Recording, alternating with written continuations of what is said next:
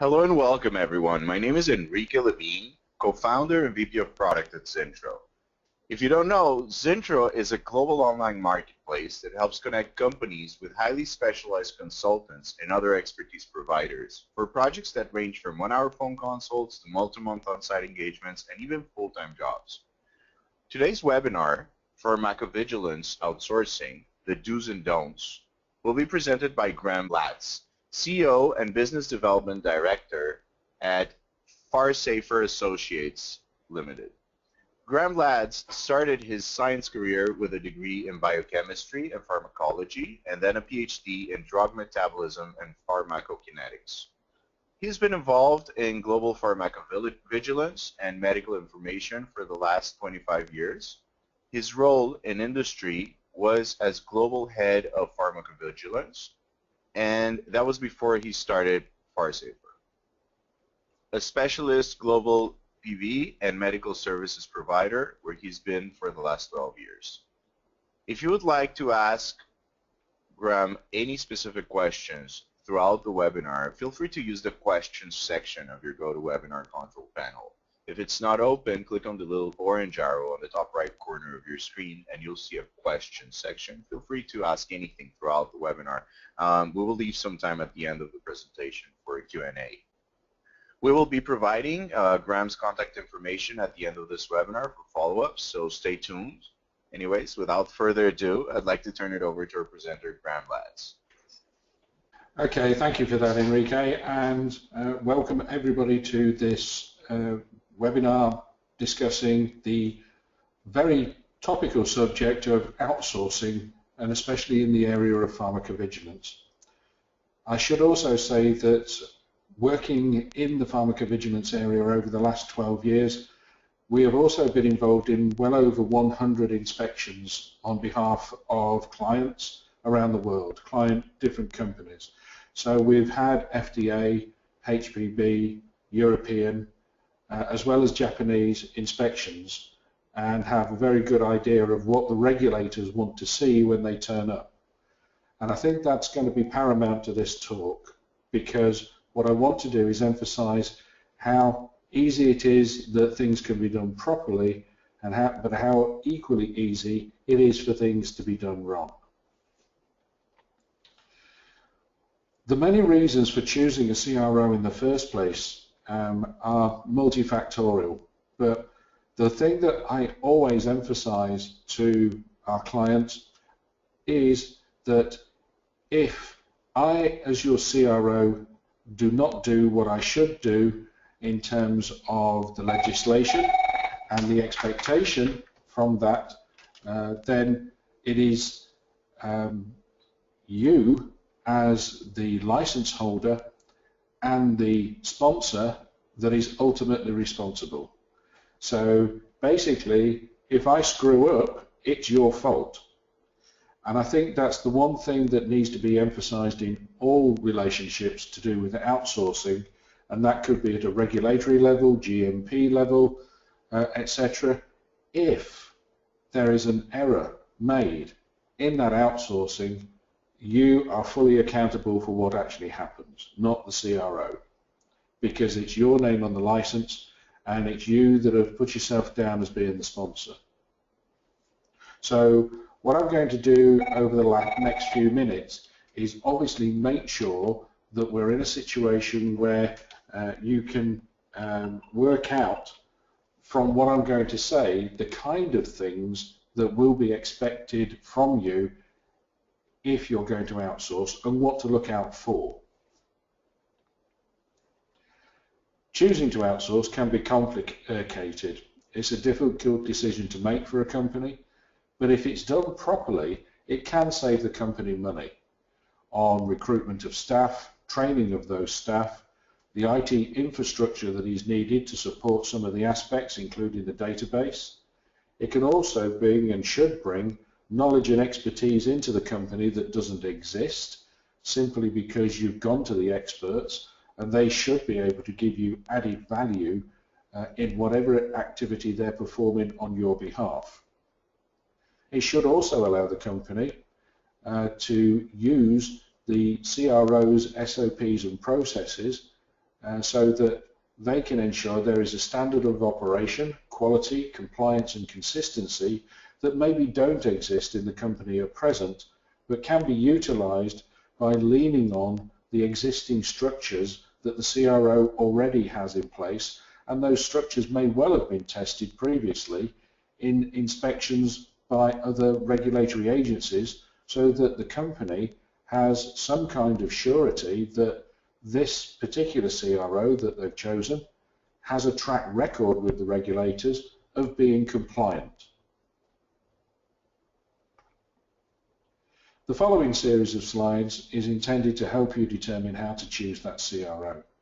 And this is what the regulators will have expected you to have done before you say yes to that particular CRO. You need to make sure that there's a maximum level of regulatory compliance, both now and in the future if those regulations change. And let's face it, it's the one constant in life is change. And those global changes in regulations are happening at an ever faster rate. So it's not just how good is the CRO today, but what are you going to do to monitor that CRO in the future to make sure they're going to maintain that level of compliance during the whole course of the contract. It also allows training to be performed for the company and their partners in pharmacovigilance and medical services. So the idea here is that hopefully there should be two-way training going on.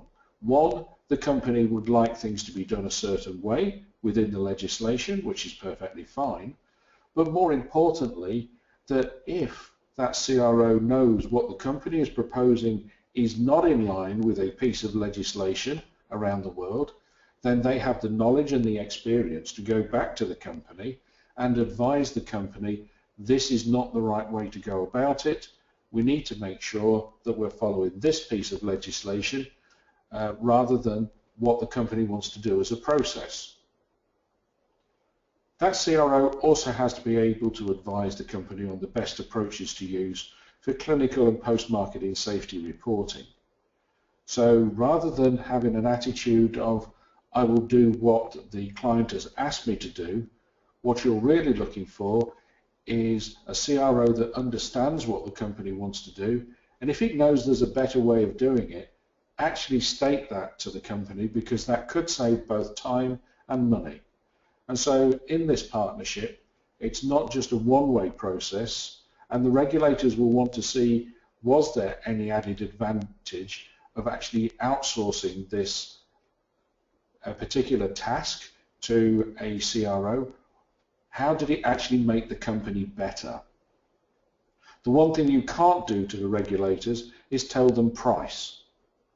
We saved money by outsourcing. That's not what they want to hear. They want to hear what level of added value was given to the company by that outsourcing process. Now, there's some risks that we see that are obvious in life. The one on the left-hand side, obviously, when he took that leap of faith, he expected all four wheels to stay in place. And so this is what you might call an unexpected situation, but one that is obvious for us all to see and occurs at the worst time possible. When you're pushing things to the limit, that's when the wheels fall off. The one on the right-hand side is even better, in my opinion, because the person obviously is thinking safety. He's putting his helmet on and he's putting his safety muffs on, but at the same time he is, and you are right when you're looking at that picture, he does have a naked flame pointing at himself. So again, there are two aspects here. One, thinking you're safe, but actually doing something equally dangerous while making yourself safe. And the other one is just engaging in an activity that is maximum risk, and you reap the rewards of that maximum risk.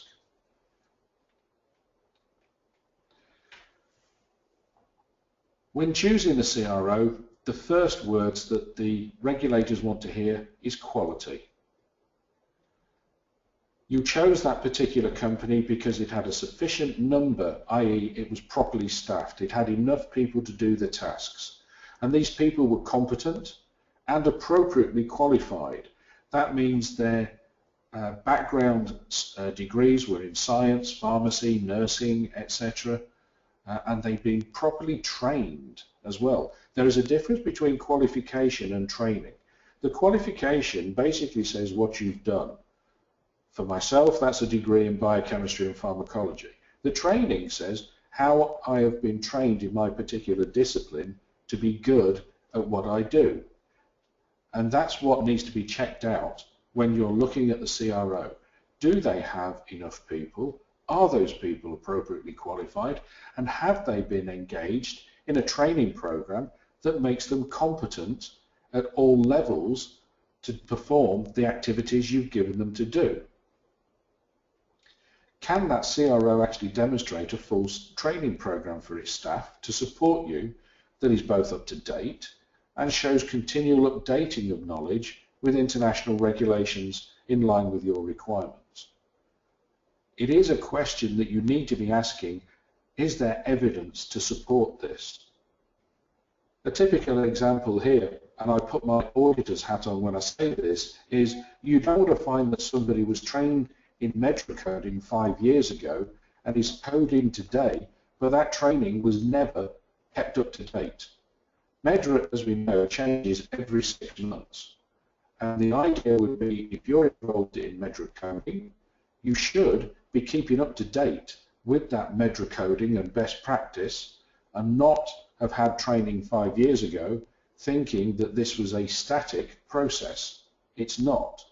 It's the same for case processing and case processing changes. If the regulations are changing, we need to make sure the staff are being kept up to date with it as well, so they know what they need to do.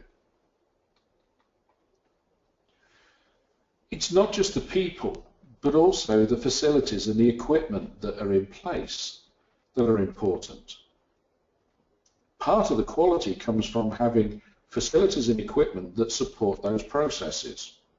Those facilities include both the amount of office space and the ability to expand. The information technology systems that are in place, is there a limit on what the building can actually cope with in terms of quantity of data?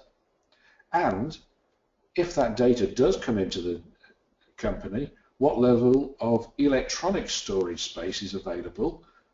Or could it reach a situation where in a year's time your particular CRO has exceeded the amount of storage space it can have? It can't increase the office space anymore because of increases in size of workload, and there's nothing it can do about the information infrastructure, and so things start slowing down, and you can't process the number of cases that you were able to do 12 months previous. And this may seem like a very silly question, but it has been observed in a number of situations where if that contract is going to be awarded for a 3-year period, have you actually assessed the CRO for that 3-year period? Have they demonstrated to you that they can expand in that area, or will it mean they have to leave if that expansion continues? So a typical question might be, can you actually demonstrate that if we doubled the amount of work, you would be able to cope with it? And can you demonstrate that that risk assessment has been performed? Also, can the CRO demonstrate a secure building with proper archiving, proper data backup, disaster recovery, and business continuity? I recently assessed a CRO on behalf of a client where the CRO was based in one particular city. I knew that particular city was prone to flooding. In fact, it had had annual flooding for the last 20 years. And so a typical question there to that company was, if there was another flood, how would you continue the business? And unfortunately, the company had no other site. It was not able to demonstrate it could have a business continuity program. The idea was that if something like that happened and if their building was affected, that they would look to go and get another building. But that's too late for you, because this is downtime where they can't continue with your work, and the bigger the amount of work, the more risk that makes. In the companies that have the recovery process as a CRO, but have never tested it, what you need to know is that there are regular tests done, because what you don't want to find out is the disaster happens without the recovery, because when you test the system, it doesn't actually work. It's the same for data backup.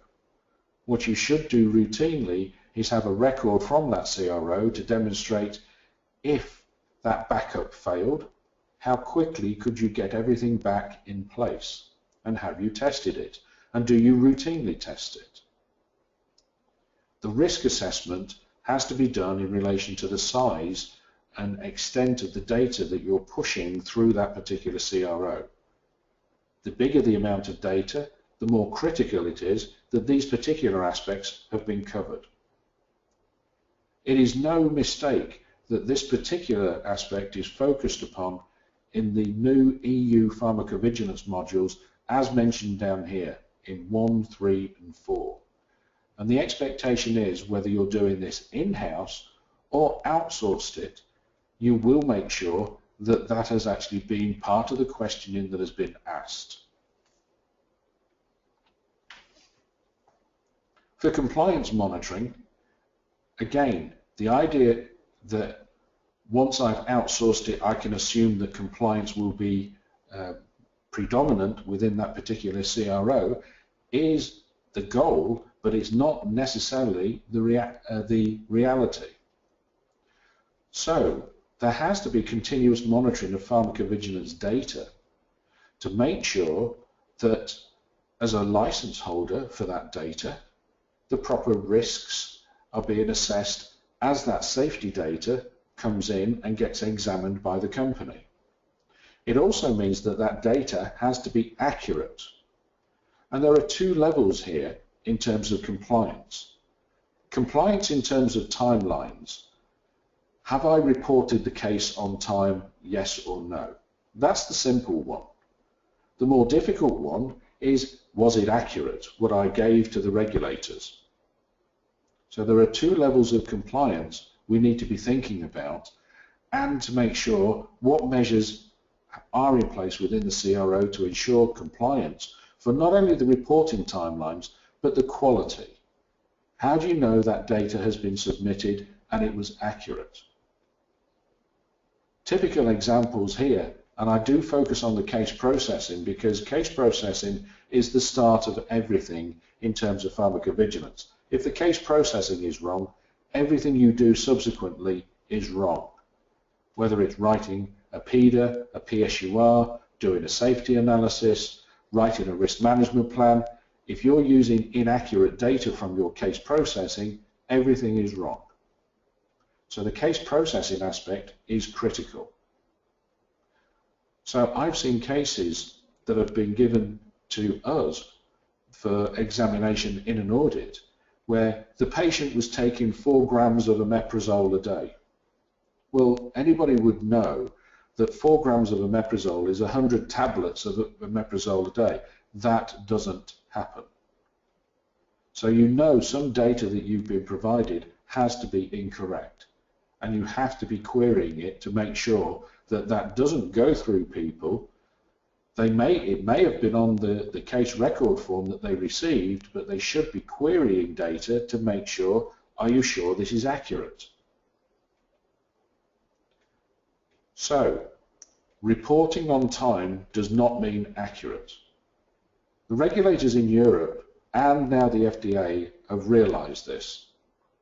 And what they're starting to do is examine the data that has been given to them by the licensing partners. So every company now that sends its reports into either the FDA or the EMA, the quality, accuracy of that data is being assessed. And there will be situations where companies will be contacted if it is found those cases are presented inaccurately to them, because that shows you have a quality breakdown, and that could be within your company or within your CRO that occurred. Either way, the expectation is you must know that your CRO is performing things accurately. Therefore, built into any contract, there should be an accuracy element. The submission of that accurate and verifiable data is again mentioned in Modules 6 and 9 of the European legislation. Module 6 is about case processing, Module 9 is about signal detection.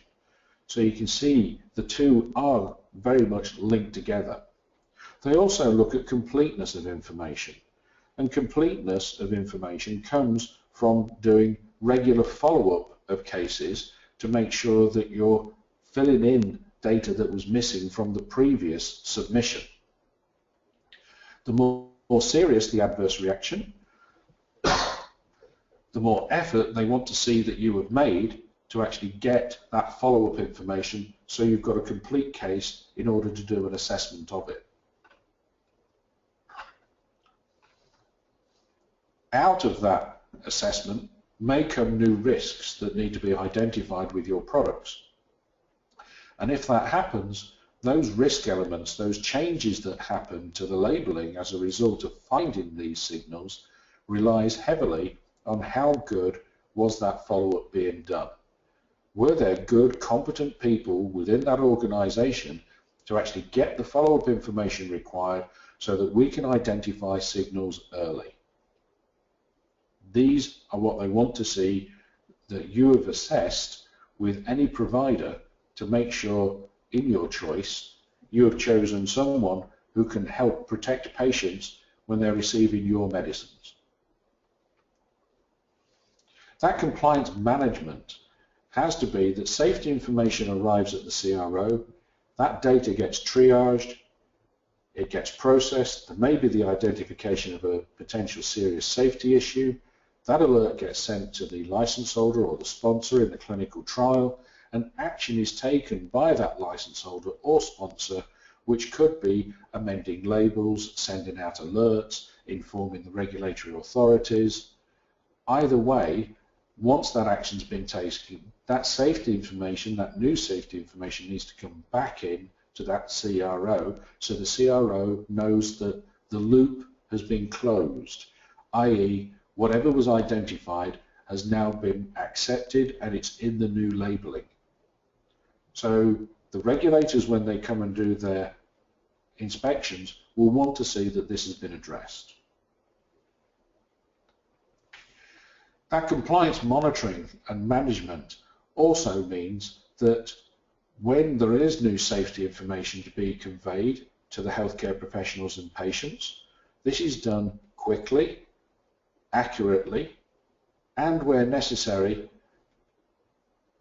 information used outside of just amending the label, i.e. educational material, announcements in journals, etc., all of which has been managed carefully by both the CRO and the license holder or the sponsor to make sure that the information has got out quickly. So one of the questions you could ask of any CRO is, does it have the ability to demonstrate taking the lead and informing you of a potential safety issue, or do they wait for you to tell them? Even if it's not in the contract that they're doing signal detection, there should be the ability for that particular CRO to identify, we have received a number of cases in the last week that are unusual. We need to point these out to you now so that you can go and investigate. So that relationship between the CRO and the license holder or sponsor should extend beyond the contract. If they're seeing something unusual, they shouldn't keep it to themselves simply because we are not contracted to do it. Again, under the new EU legislation, it is no mistake that the first of the 15 modules to do with pharmacovigilance talks about quality. it is the one thing consistently that they have seen missing in the inspections that have taken place since 2002, is there is no effective quality management system within companies, which has caused a number of those companies to have critical findings in inspections. As a result of that, license holders are expected to have mechanisms in place to show traceability and follow-up of adverse reaction reports so that they're getting as much information as possible, and once that information has been received, that it is treated carefully, because this is personal data and therefore needs to be protected in any system that the company has, so that the personal data from that patient cannot fall into the wrong hands. This obviously follows the HIPAA regulations within the US, as well as the privacy laws within Europe.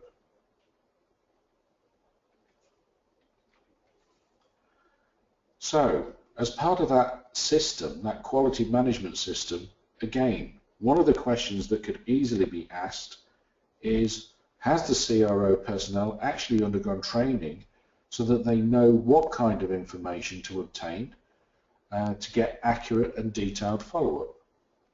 Or do they do what is known as lazy pharmacovigilance and just send the form out for follow-up? The recommendation under the legislation is that you get on the phone and you try and find out from the reporter exactly that information up front, rather than send a form out. The number one is always get on the phone. That means those people that do get on the phone have to be trained.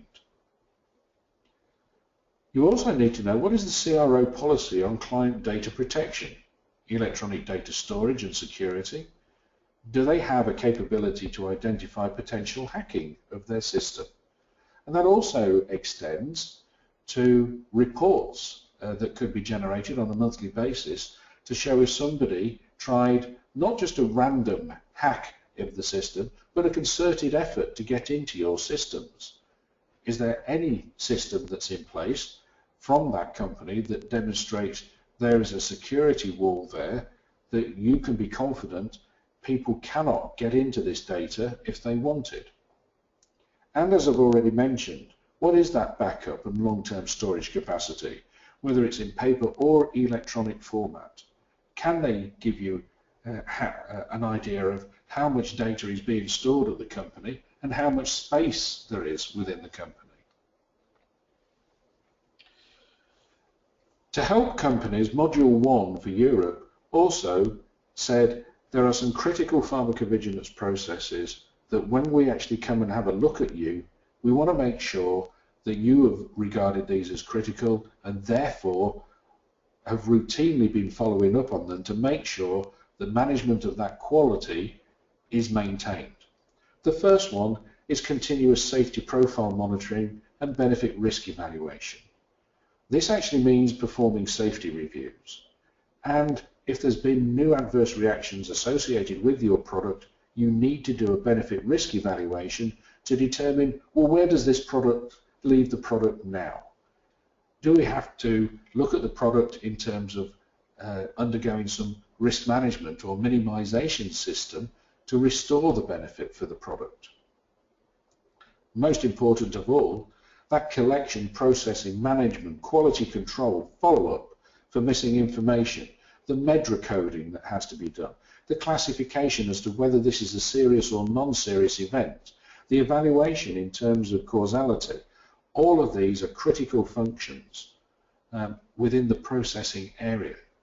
What evidence is there that this is being consistently reviewed by your CRO and that they have policies in place to identify to you any issues that they are encountering with the processing of your data, so that you don't have to audit them to find out. They have their own internal audit processes that identify to you on a regular basis where they're at in terms of these particular activities.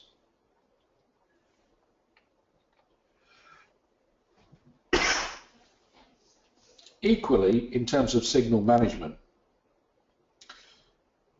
They want to make sure that in signal management, once you've identified a potential signal with a particular product, how do you actually manage that signal?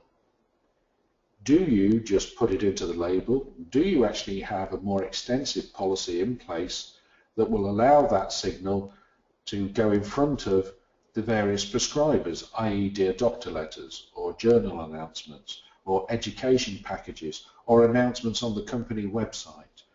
Dependent upon the level of risk identified for the particular signal, they want to see that you have an escalation process that will help get that message across to the prescribers for your products. It also means that this information will also be routinely reported in your PSURs, which again must be submitted on time, but also the quality of them must be constantly assessed. If, as a result of either a identification of a signal to a regulatory agency or information supplied to a regulatory agency in a PSUR, we have a responsibility to meet commitments and any requests that the regulators have made as a result of receiving that data. And therefore, again, we have to make sure processes are in place to allow this to happen. If the CRO has not been contracted to do this work, and this remains a responsibility of the company, the CRO still has to partner this information because ultimately they will be the recipient of it. Just as important, especially for certain types of products, especially biologics and vaccines, the interaction between pharmacovigilance and product quality is important to identify batch-related safety issues. And so again, the regulators will want to see how has that been linked? Who told whom first? Did pharmacovigilance go to quality and say, we've actually seen a number of reports for a product we don't normally get? Is there an issue? Or did it rely on product quality to go to pharmacovigilance and tell them? Naturally, the regulators would prefer it the other way round, so that pharmacovigilance identified we have an issue that we haven't seen before with this product. There must be something happening. And that issue turned out to be a batch-related issue rather than something intrinsic to the safety of that product.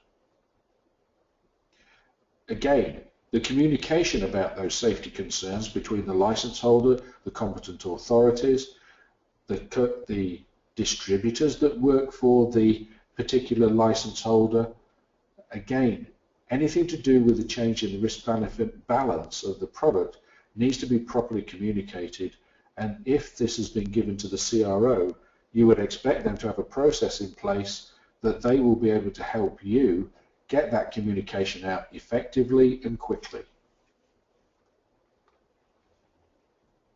Making sure the product information is up to date with the current scientific knowledge. This is the labeling for the product. In Europe, most critical findings now relate to not keeping the data up to date within the SPC. And as a result of that, this is why the regulators are keen to make sure that from the signal detection process to the quantification of that signal to the decision to put that ADR into the label, all the way through to it actually happening, they want to see there are processes in place to hand that off to each department to make sure that that actually gets through. So those variations with regards to safety has to also be triaged in terms of the level of risk. What they're most interested in here is if you have to contraindicate a particular patient group with your product because of the identification of an at-risk group, what you wouldn't do is take a long time to submit that variation, or, especially for Europe, the type of variation. Because you can do an urgent safety variation in Europe that is a 24-hour provisional acceptance. That's the kind of variation they're expecting you to adopt, rather than a type 2 variation, which takes 60 days. So again, what they're looking for is that level within either the CRO or within the company that can advise, because of the level of seriousness associated with this signal, this is what we need to do.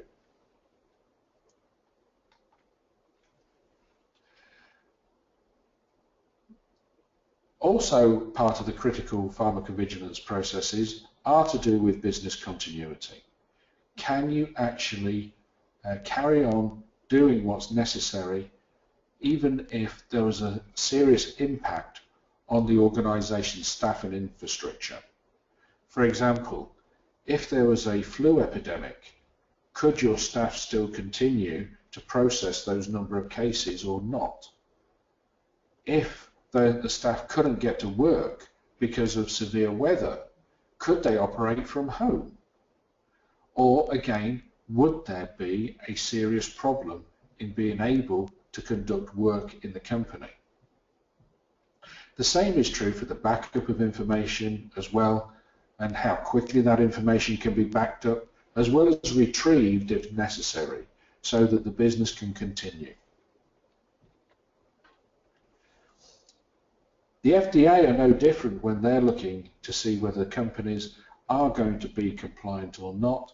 They're looking at the drug manufacturers, the license holders, the own label distributors as well, because all these data does come into the FDA, and their focus is making sure, again, it is complete, i.e. there has been good follow-up conducted within the company, it is accurate, it has been properly processed and submitted within the reporting timeframes. So there is no difference between Europe and the US in the requirements here. Both want the same.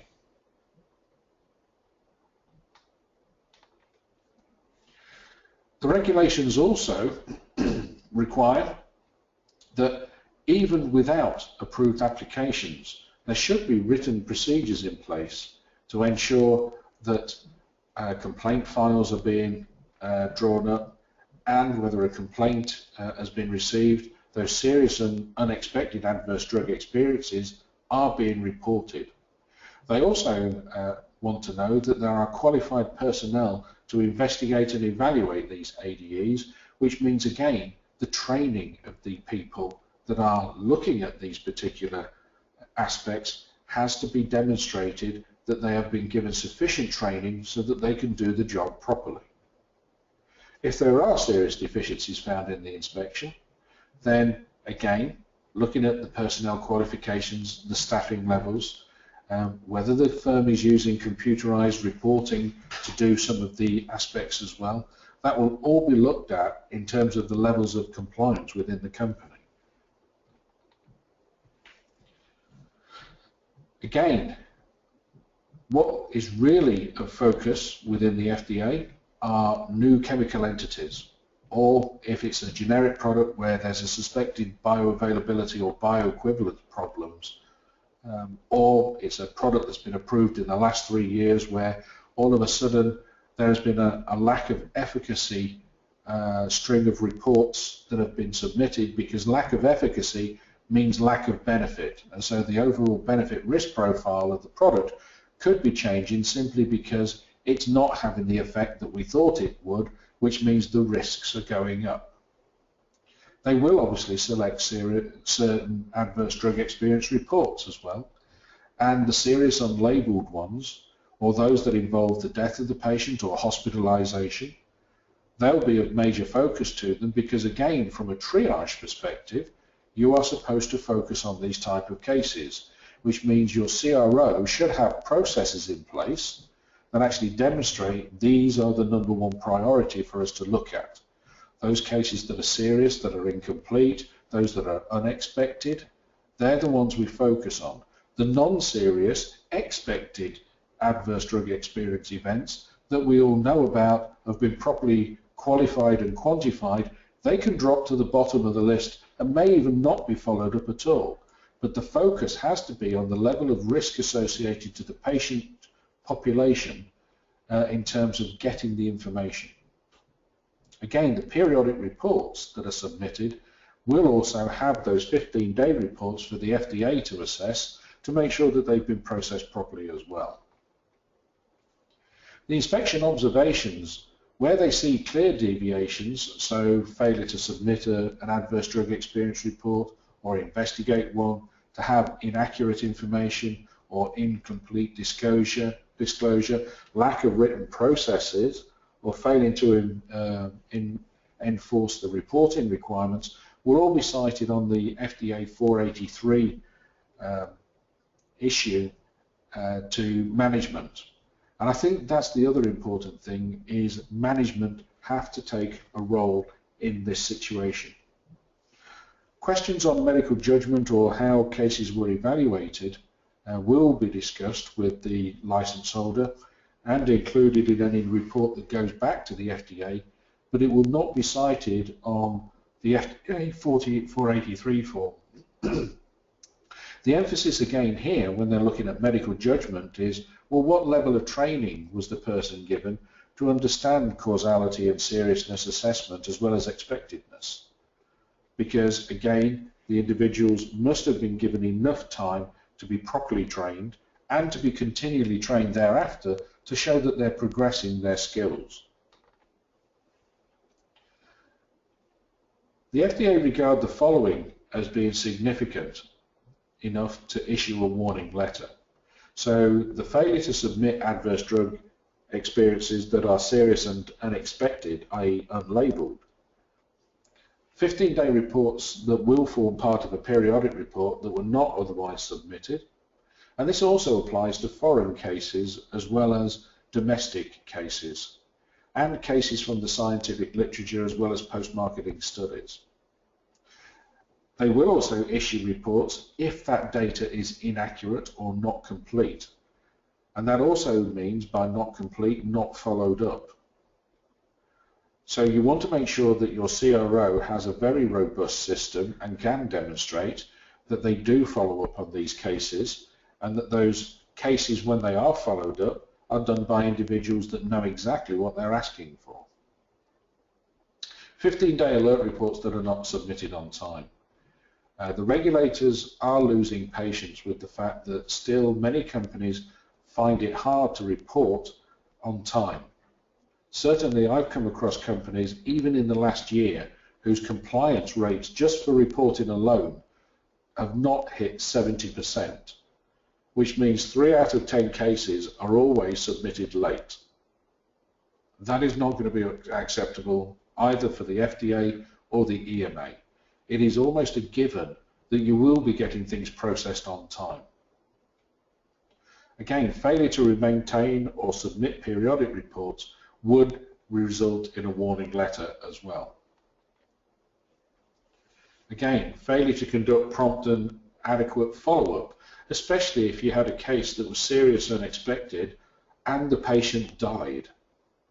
So these are the kind of events that form, if you like, the top of the pile in terms of what can happen and the most serious of what can happen with patients, and therefore they should be given the top priority. Again, having the processes for the surveillance, receipt, evaluation of these reports, again, the expectation is you will be doing this because it's been in place for a long time, since 1998, and therefore by now it should be clear to all companies what the expectations are of the regulators and what expectations we should have if we've selected a CRO to actually do this work for us. So previous history of compliance and compliance monitoring should be one of those key questions that gets asked of the CRO to make sure that they do have a robust system in place to at least report things on time.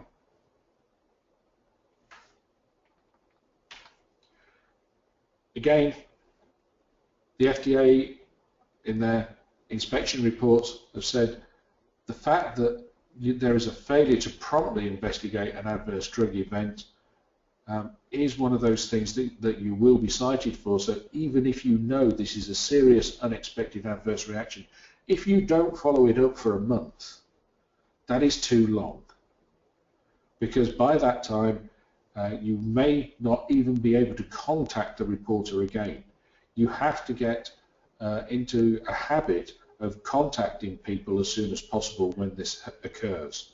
And this again requires you to make sure that your CRO has very good systems in place, whether these are 24/5 or 24/7 capabilities, to be able to go and inquire from the reporter. There should also be flexibility within the CRO so that in some instances, especially if it's a very complicated situation, that a physician may get on the phone to speak to a physician rather than a scientist.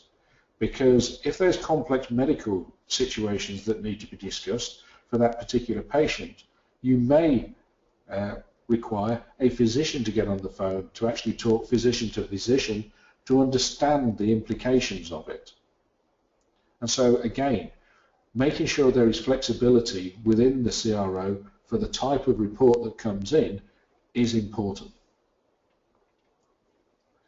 All of the above are pointing to one thing and one thing alone. If you're going to select a CRO for the outsourcing, the first thing you've got to do is look at a pre-qualification audit. Are they satisfactory? And the one that I like, there are known knowns. These are things we know that we know. There are known unknowns. That is to say, there are things that we know now we don't know. But there are also unknown unknowns. These are the things we don't know know. They're the worst ones, and if you don't do a pre-qualification audit of your CRO, this is the biggest thing that will actually come and catch you out when the regulators turn up. There has to have been a satisfactory audit conducted so that the theory of what they're actually saying to you, you already know they can do it if we give them the work to do. What we need to do next is obviously test it to make sure it's working properly.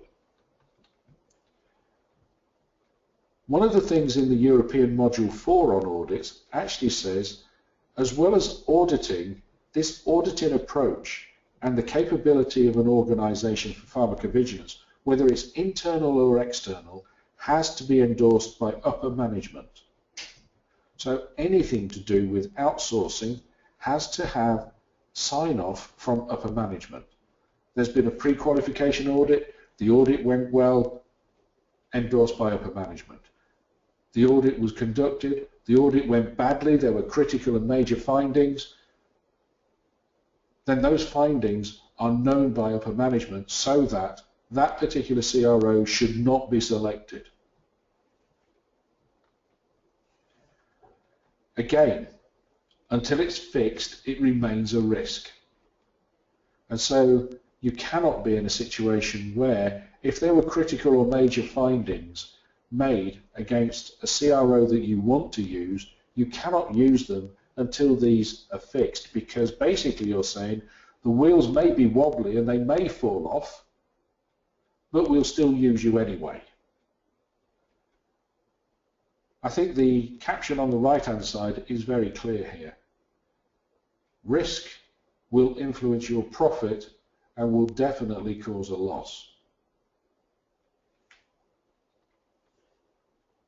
Again, corrective and preventative action has to be taken in any audit finding to make sure that there is improvement. And again, the management of the organisation is responsible for making sure any issues identified in those audits, whether it's for your CRO or internal, are being addressed, and they have a mechanism in place to make sure they're being addressed properly. And it's the management of the organisation that takes that responsibility, i.e. board of director level. So the board of directors should have knowledge of why a particular CRO has been chosen, the fact that they have demonstrated that they're adequately resourced and trained and know what they're doing in the pre-qualification audit, and if there were any deficiencies, these have been corrected prior to any commencement of the contract. Upper management and those charged with governance in the company should also make sure that those audit findings are all addressed. This actually means that if there are findings either internally within the company or to do with the particular audit itself, these have reached upper management and upper management has endorsed any effective action required to fix that problem. Those actions should be monitored as well to make sure that they are being fixed. Just because somebody says it's fixed doesn't mean it is fixed. You have to actually make sure you have evidence that it's worked. And based on that, again, that information has to get to upper management, who are responsible for the governance within the company and the safety of the patients, to make sure that those deficiencies have now been fixed and we are operating a compliant system. Monitoring of the system is the next stage. Once you've gone through the process of decision making, once you've looked at the competence of the company, once you've looked at the CRO and audited it, and if there are any findings, given time for those to be fixed, we're now into the monitoring, because an audit is a snapshot. It tells you what happened today. It won't tell you what happens in the next 6 months. We're hoping it will continue in the same way, that everything is working very well. But to do that, we're going to have to, again, review the systems by those responsible for the management of the processes, look at any potential future audits, look at the compliance monitoring statistics that have been generated, plus any inspections that have occurred within the CRO, maybe for another client, but could also demonstrate there is impact on what you've contracted them to do. For example, they may get an inspection for another client on PSUR writing. There was a critical finding for PSUR writing. You have contracted them to do PSUR writing. They need to be able to declare that to you, that there was a critical finding on behalf of another client, especially if it's to do with their processes, because that now means you will be non-compliant as well in the area of PSUR writing, so you need to understand how they're going to fix it to make sure that you can become compliant. The audits of that system have to demonstrate that there is a continual improvement cycle that's going on. And that's what quality management is all about. Your CRO should have this built into their systems already. You should not need to implement them in the company. They should have them already. So the idea here is that when you look at your CRO, they should be able to tell you what their quality management system is, how they monitor it, how they're constantly looking to improve it, what they've done in the last 2 years to improve it, how they improved it, what difference did it make to their overall processes. All of that should be declared up front and be part of that pre-qualification audit. So, the process of selection, the pre-qualification audit. The post-production audit basically says, okay, you're dealing with live data now. We want to see that the theory matches the fact. So there should be another one within the first 3 months of going live to make sure it is behaving as we expect it to. Don't wait a year to find out we have a serious problem, because that's a bit like watching a balloon keep blowing up. Sooner or later, it will explode. If there are major or critical items, look to either pull back to the company until fixed, making sure that the CRO has retrained its staff, monitor for improvement, following a root cause and kappa analysis and making sure that it's been implemented, revisit with the audit depending upon the criticality of the activity and the size of the problem. So all of those things should be looked at in terms of the management with the CRO. There should be monthly meetings for progress and compliance reports, so that these can go to higher management as well to demonstrate that as part of that outsourcing process, it is working properly. Those reviews with higher management on the project success or highlighted risk areas have to go in front of higher management, because they are charged with the requirement of making sure that they knew there was a problem. We need also to make sure that the particular CRO has short-term goals up to 6 months. What do they want to see achieved within that 6 months that match the client's expectations or exceed them, as well as long-term. So over the next 3 to 5 years, if you're going to maintain this contract with the particular CRO, how is that going to develop over the next 3 or 5 years to ensure both of you are getting what you want for a long-term success? So what should be happening is when that contract gets awarded, there is a review, there's making sure that the final scope is understood, there is a project review to make sure everybody is properly trained and ready. There has to be client liaison, higher management, operational, and then there's the regular meetings to make sure that the client output reports, those things given to the client, actually match the expectation.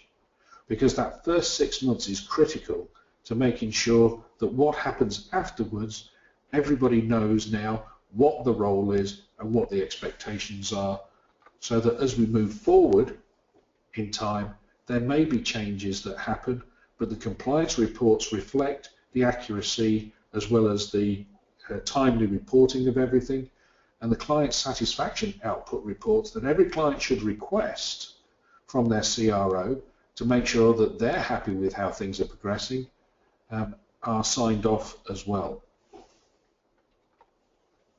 Finally, you need to ask the question here, what is the CRO doing within its organisation to drive quality management, and what examples can they show you for the contracted activities that you want to engage in, of how quality management covers those activities? And it doesn't matter whether it's case processing, risk management plan writing, auditing, etc. The whole thing has to have a quality management element. Also, rather than the client pushing the CRO to be compliant, this has to start with the CRO showing you as a company how compliant they are, can be because of their quality management systems that they've got in place, and how they are leading the client company into a quality organisation, so that you're going to get the added value of knowing you've already got a relationship developing with a CRO that basically is telling you we are moving to a higher level by joining this organisation. I've mentioned about the meetings that should take place here. This is a continual cycle. So the pre-qualification audit will also happen if you're going to extend the contract and move into other areas. And then if initially you didn't give them risk management plan writing but do now, there has to be a pre-qualification audit to ensure they can do this, the post-qualification audit to show that it's working, and everything done, as I've already mentioned here, to show how risk management plan writing, all REMs, are being done properly. Finally, the one on the left I really like, 9 people can't make a baby in a month. This is basically saying throwing people at it doesn't necessarily solve the problem, because some things take time to develop to give you the quality they want. And the other one on the right I really like as well, quality is like buying oats. If you want nice, clean, fresh oats, you must pay a fair price. However, if you can be satisfied with the oats that have already been through the horse, that comes a little cheaper. We all know quality costs.